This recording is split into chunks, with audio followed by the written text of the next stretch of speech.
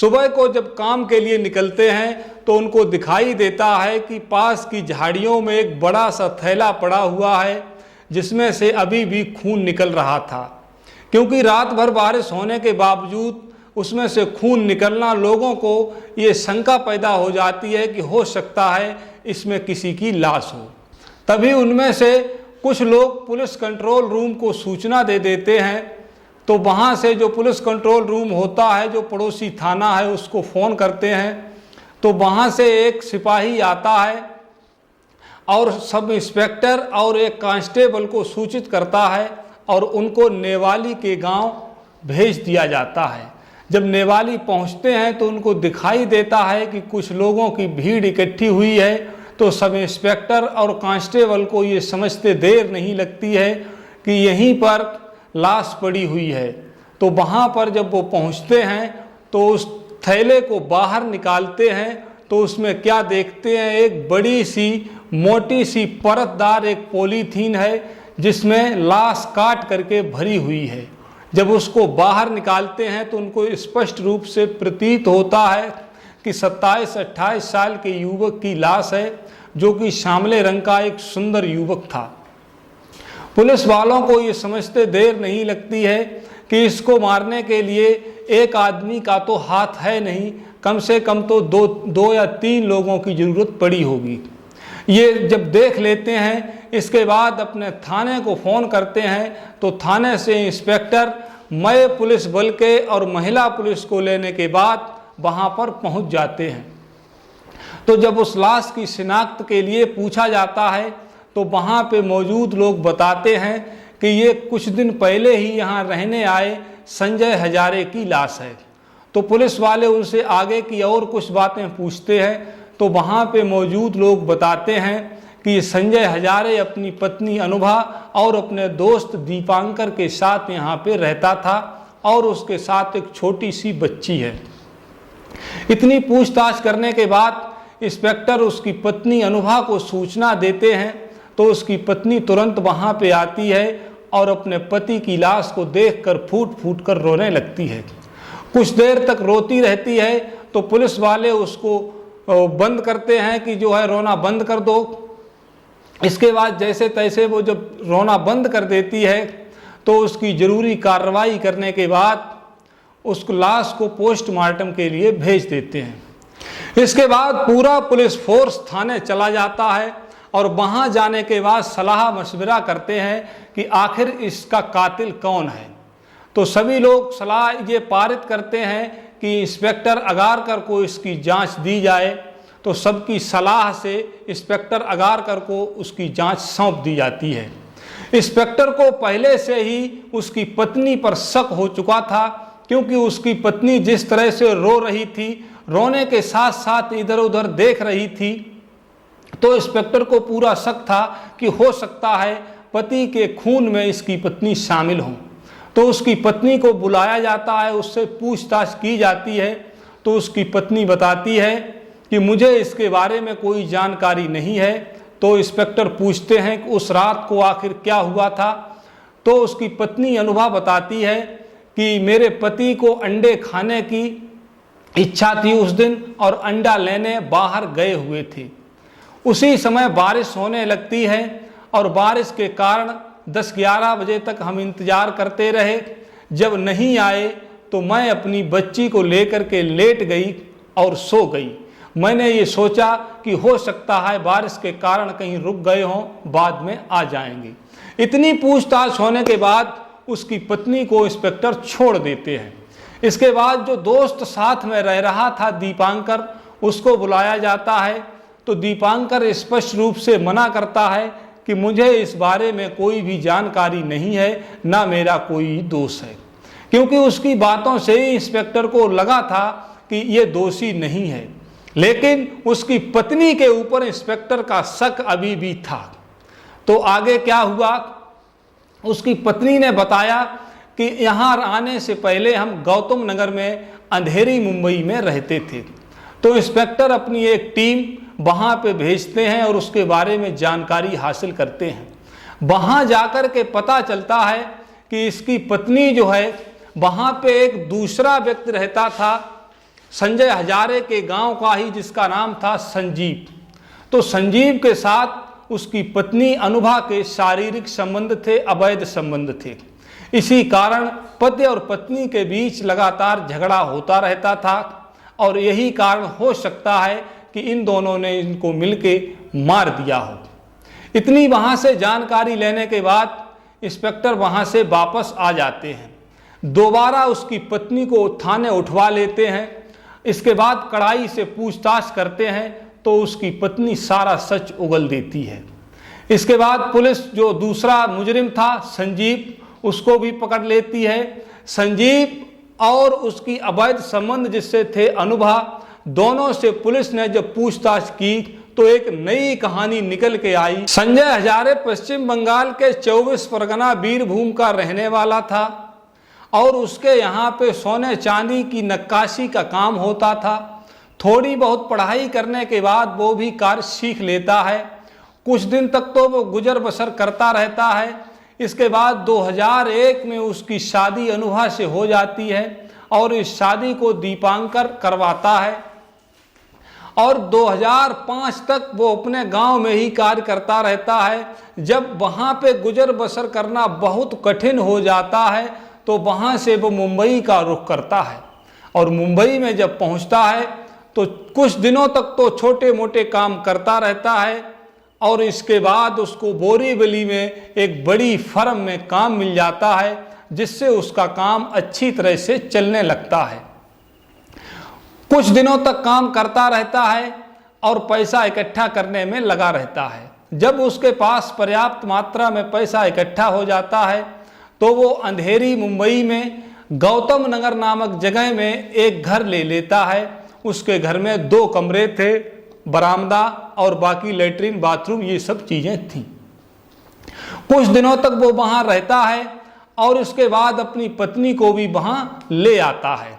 एक कमरे में उसकी पत्नी और संजय हजारे रहने लगता है और एक कमरे में वो अपने दूर के रिश्तेदार दीपांकर पात्रा और दूसरा अपने गांव का एक युवक था संजीव सिनोराय, उसको रख लेता है।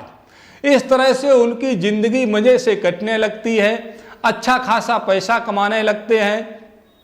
धीरे धीरे अपने कार्य को आगे बढ़ाने लगते हैं। वहीं पर उसके एक पुत्री का जन्म होता है तो सभी उसकी पुत्री को खिलाते थे, उसका दोस्त भी और उसका जो गांव का एक व्यक्ति था वो भी। और बहुत दिन गुजर जाते हैं तो कहते हैं आदमी की कब नीयत खराब हो जाए कुछ कहा नहीं जा सकता है। संजीव की नीयत खराब हो जाती है और संजीव उसकी पत्नी की ओर आकर्षित होने लगता है, जिसका नाम अनुभा था। तो उसकी पत्नी उसकी ओर ध्यान नहीं देती है, लेकिन आखिर कब तक। कुछ दिनों बाद उसकी पत्नी को महसूस होता है कि संजीव जो है हमारी ओर आकर्षित हो रहा है, लेकिन उसकी पत्नी ने फिर भी उसकी तरफ कोई ध्यान नहीं दिया। इसके बाद जब उसकी पत्नी गर्भवती हो जाती है तो संजय हजारे को कम वक्त मिलता है पत्नी की देखरेख करने के लिए, लेकिन संजीव के लिए यही मौका था। संजीव उसकी पत्नी का विशेष ख्याल रखता था और उसका खाना बनाने में, बर्तन धोने में, यहाँ तक कि जो भी कार्य होते हैं घरेलू सारे कार्यों में उसकी मदद करता रहता था।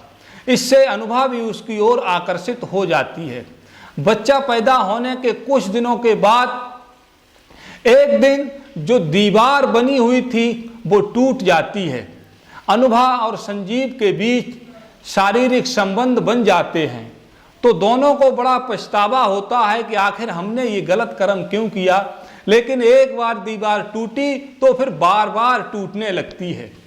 यहाँ तक कि लगभग 3 साल तक ये संजय हजारे से बचकर के ये सारे कार्य करते रहते हैं। लेकिन कहते हैं ना कि मोहब्बत आखिर छिपाए छिप नहीं सकती, कब तक छिपाओगे। तो मोहब्बत उनकी भी पड़ोसी जो थे उनको मालूम हो चली थी। तो कुछ पड़ोसियों ने संजय हजारे को बताया कि आपकी पत्नी और इस संजीव के बीच अवैध संबंध है, लेकिन इस बात को संजय हजारे नहीं मानता है। कुछ दिनों तक तो ये चलता रहा।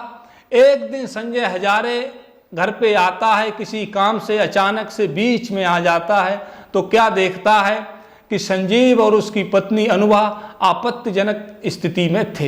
ये देखकर उसके शरीर में आग लग जाती है और वो संजीव को बहुत भला बुरा कहता है, संजीव को अपने रूम से निकाल देता है, भगा देता है और अपनी पत्नी की पिटाई कर देता है।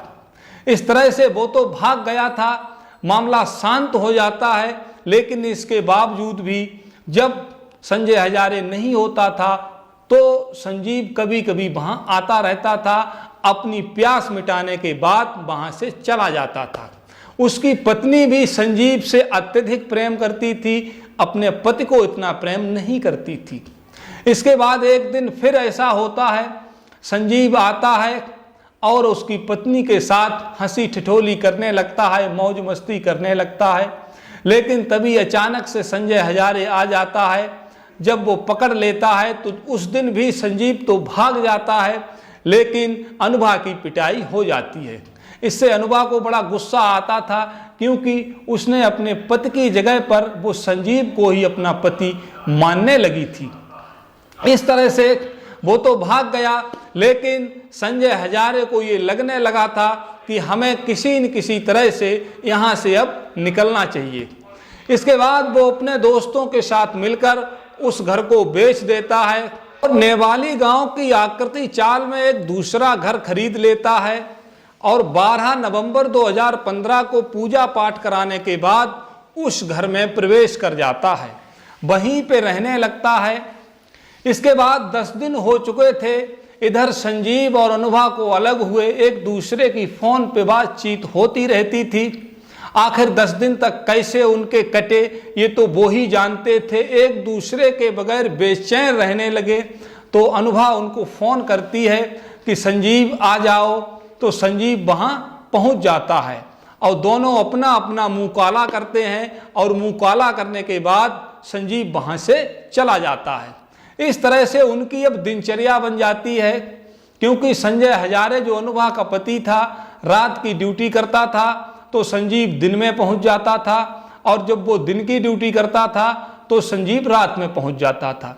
इस तरह से उनकी प्रेम कहानी, अवैध संबंध की जो कहानी थी वो लगातार आगे चलती चली जा रही थी। एक दिन संजय हजारे की कुछ तबीयत खराब होती है, तो वो ड्यूटी को बीच में छोड़कर अपने घर पे पहुंचता है तो क्या देखता है कि उसकी पत्नी संजीव की बाहों में समाई हुई है, एक दूसरे में लिपटे हुए जिंदगी का आनंद ले रहे हैं। ये देख करके संजय हजारे को बहुत अधिक गुस्सा आ जाता है और अपनी पत्नी को भी पीटना शुरू कर देता है और मौका पाकर संजीव वहां से भाग निकलता है। इसके बाद जब वो चला जाता है तो उसकी पत्नी फोन करती है, संजीव से कहती है हमको हर जगह इस संजय हजारे ने बदनाम करके रख दिया है, गांव में, घर परिवार में, यहाँ पड़ोसियों में हमारी हर जगह थू थू हो रही है। अब हम इस तरह से जिंदगी नहीं जी सकते, इसका कोई न कोई उपाय करना होगा।